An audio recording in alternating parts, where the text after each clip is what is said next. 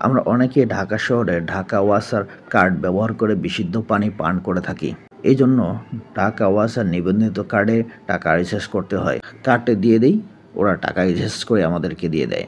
আমি দেখিয়ে দিচ্ছি আপনার হাতে থাকা মোবাইল ফোন দিয়ে আপনার বিকাশ অ্যাপের মাধ্যমে কিভাবে টাকা রিচার্জ করবেন, আমি আপনাদেরকে দেখিয়ে দিচ্ছি। ভিডিওটি তাদের জন্য।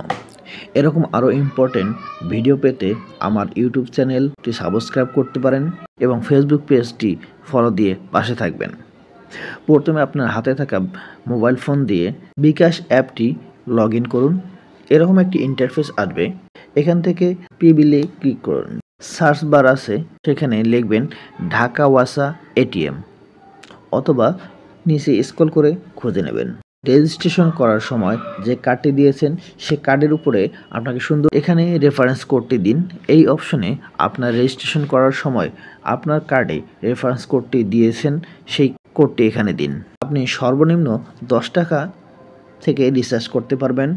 এখানে আমি লিখে দিলাম 22 টাকা, যেহেতু আমার বিকাশে 22 টাকা আছে সেই 22 টাকায় আমি এখানে দিয়ে দিচ্ছি। এরপর টাকার পরিমাণ, রেফারেন্স কোড, অ্যাকাউন্ট হোল্ডারের নাম শো করবে। সব ঠিক থাকলে নিচের এই অ্যারো বাটনে ক্লিক করুন। এখানে আপনার বিকাশের যে পিনটি আছে সেই পিন নাম্বারটি দিন। বিল পে করতে ট্যাপ করে ধরে রাখুন।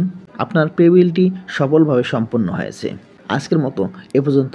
আল্লাহ হাফেজ।